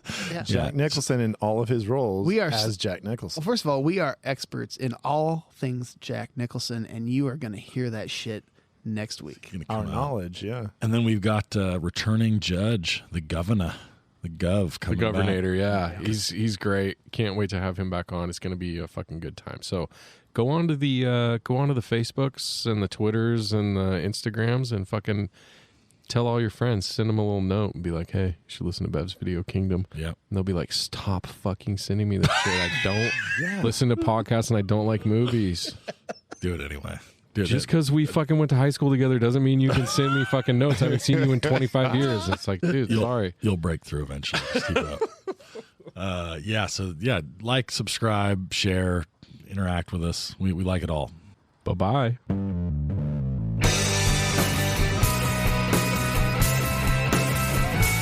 I wanna be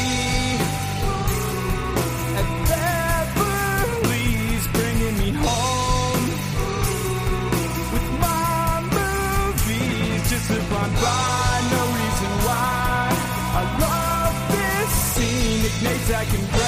favorite podcast, the Star